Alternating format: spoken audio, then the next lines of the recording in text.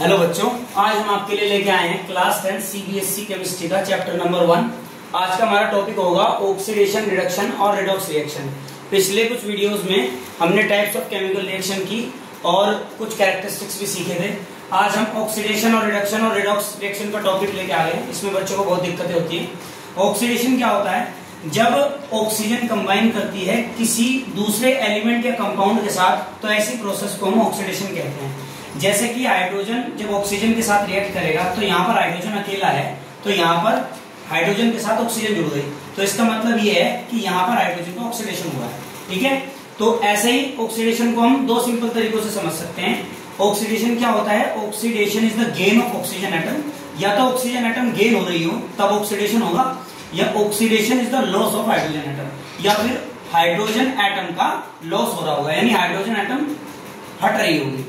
तो एग्जांपल में जैसे कि N2 + O2, तो ये ऑक्सीडेशन हो रहा है। यहाँ नाइट्रोजन अकेली थी, यहाँ पर नाइट्रोजन के साथ ऑक्सीजन जुड़ी है। ऐसे ही रिडक्शन होता है।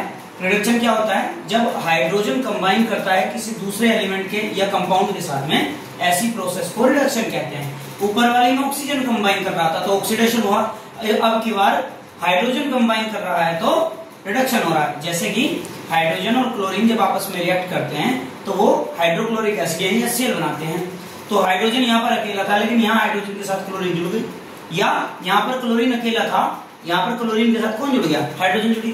तो हाइड्रोजन जुड़ने की प्रोसेस क्या कहलाती है? रिडक्शन कहलाती है। तो रिडक्शन को भी हम दो तरीकों से जान सकते हैं।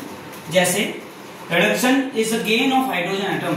हाइड्रोजन एटम का जब गेन होगा किसी रिएक्शन में तो वहां पर रिडक्शन होगा। या फिर loss of oxygen atom is reduction. Reduction तब होगा जब ऑक्सीजन एटम का लॉस होगा या हाइड्रोजन एटम का गेन होगा।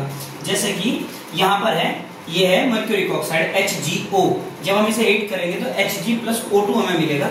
यहाँ पर उसके साथ मरकरी के साथ में, तो यहाँ पर ऑक्सीजन थी लेकिन यहाँ पर अकेला है मरकरी, तो इसका मतलब ये है यहाँ पर मरकरी के साथ जो ऑक्सीजन थी वो उसने लॉस कर दी, यानी उसने वो हटा दी। जब वो हट गई हीट की वजह से तो मरकरी यहाँ पर अकेला रह गया, तो यहाँ पर रिडक्शन हुआ है। ऐसे ही इन दोनों प्रोसेस को मिला करके ऑक्सीडेशन और रिडक्शन को हमारे पास बनती है रिडॉक्स रिएक्शन। जैसा कि आप यहाँ देख सकते हैं कि रिडॉक्स रिएक्शन, रिडॉक्स में RED, red stands for reduction and ox stand for oxidation. तो एक ऐसी प्रोसेस जिसमें ऑक्सीडेशन और रिडक्शन टेक्स प्लेस होता हो साइमल्टेनियसली, यानी एक ही रिएक्शन में दोनों प्रोसेस जब होंगी तो ऐसी रिएक्शंस को क्या कहेंगे? रिडॉक्स रिएक्शन कहेंगे। जैसे कि ये है CuO, इसमें हाइड्रोजन की रिएक्शन हुई तो हमारे पास H2O + Cu बना।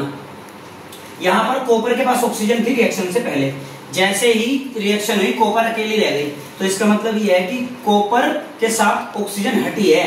ऑक्सीजन का हटना क्या कहलाता है? देखो, ऑक्सीजन का हटना, लॉस ऑफ ऑक्सीजन एटम क्या कहलाता है? रिडक्शन। तो यहाँ पर रिडक्शन लिखा हुआ है मैंने।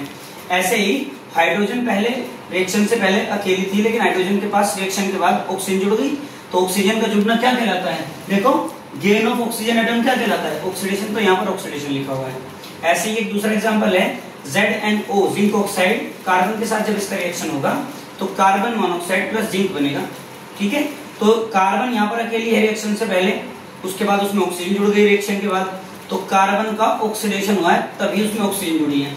यहाँ पर ऑक्सीजन थी जिंक के पास रिएक्शन से पहले, जैसे रिएक्शन हुई वो अकेली रह गई। इसका मतलब उसने ऑक्सीजन को लॉस कर दिया जिंक ने, तो इसका मतलब ये है कि जिंक का रिडक्शन हुआ है। तो आई थिंक ये सारे कंसेप्ट आपको क्लियर हो गए होंगे। अगली बार हम इसके कुछ कैरेक्टरिस्टिक्स के साथ मिलेंगे कि एवरीडे लाइफ में ऑक्सीडेशन और रिडक्शन का क्या इंपॉर्टेंस है। Hope you like the video. अगर आपके कंसेप्ट क्लियर हो गए हों तो वीडियो को शेयर कीजिए, लाइक कीजिए और सब्सक्राइब कीजिए। Thank you very much.